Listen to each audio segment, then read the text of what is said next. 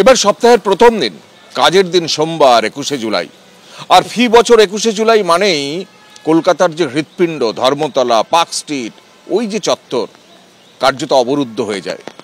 এবং সেই ঘটনাকে মাথায় রেখেই কলকাতার অভিজাত নামিদামি বেসরকারি স্কুলগুলো আগেভাগেই সোমবার ছুটি ঘোষণা করেছে। আমরা আছি লামাটনিয়ার ফর বয়েজে। এখানে লামাটনিয়ার ফর বয়েজ গার্লস দুটো স্কুলই অনলাইনে ক্লাস সোমবার ব্যবস্থা করেছে, অর্থাৎ পড়ুয়াদের সশরীরে স্কুলে আসতে হবে না, অনলাইনে ক্লাস হবে। ক্যালকাটা গার্লস আবার শনিবার ক্লাস নিয়ে সোমবার ছুটি ঘোষণা করেছে। ক্যালকাটা বয়েজও ছুটি ঘোষণা করেছে। এমনকি ডিপিএস রুবি পার্ক, তার জুনিয়র স্কুল থেকে সিনিয়র স্কুল সমস্ত স্কুলই সোমবার বন্ধ থাকবে এমনটাই বলা হচ্ছে।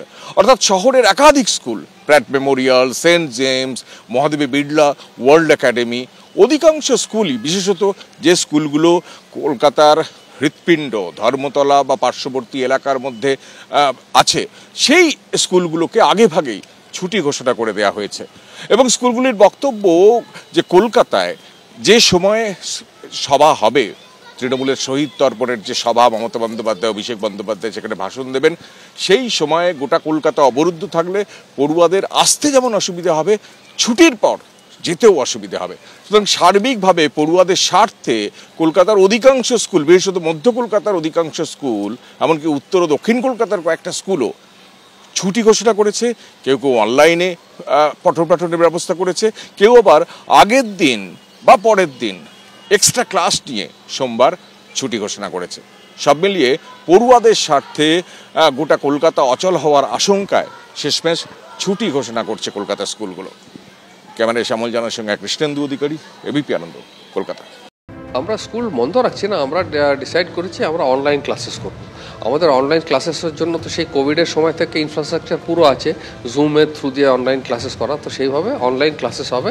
স্কুল কিন্তু ছুটি না, যেমন আমাদের অফিসটা যেটা আছে অ্যাডমিনিস্ট্রেটিভ অফিস খোলা থাকবে, কিন্তু বাচ্চারা কেউ আসবে না, টিচার্সরা বাড়ি থেকে অনলাইন ক্লাসেস করবে। আর ফুল ফ্লেজের যতগুলো পিরিয়ড হয় সব কিছু বাড়ি থেকেই হবে।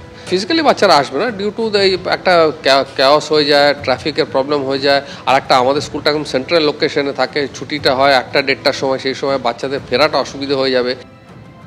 অর্থাৎ 21শে জুলাই কলকাতার একাধিক স্কুল বন্ধ থাকছে, কোথাও স্কুল বন্ধ, কোথাও অনলাইন, কোথাও আবার শনিবারেও ক্লাস হবে। যেরকম সোমবার ক্যালকাটা গার্লস হাই স্কুলে ছুটি থাকছে, বদলে শনিবার ক্লাস হবে।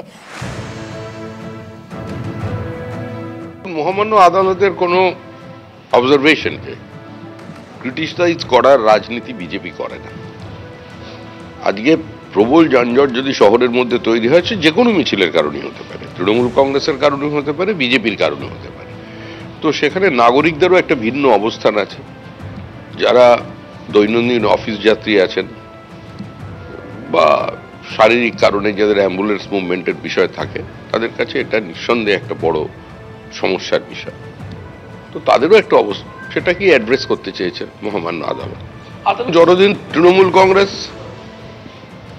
যেখানে 21শে জুলাই করে, ততদিন পর্যন্ত বিজেপি ওখানে সভা করবে এবং আমাদের বিশ্বাস আদালত কাছ থেকে আমরা সেই অনুমতি পাব। সিধু কানু ডহরে সভা করা বন্ধ হয়েছে, সেটা সরিয়ে নিয়ে যাওয়া হয়েছে ধর্মতলার অন্য জায়গায়। তো সেই ক্ষেত্রে যদি আদালতই বলে দেয়, নির্দিষ্ট করে দেন যে কোথায় সভা সমাবেশ করা যাবে, তাহলে আমরা সেটাকে মানব। কিন্তু এরপরেও যদি ধর্মতলায় তৃণমূল সভা করে, আমাদেরও সভা হবে। 21শে জুলাই একটা ঐতিহাসিক দিন, এটা উপলব্ধি করতে হবে জজ সাহেবদের যে সেই দিন রেস্ট্রিকশন হয় না। কারণ এর আগে বা এর পরে কোনোদিনই এতগুলো মানুষের উপরে গুলি চলবে না।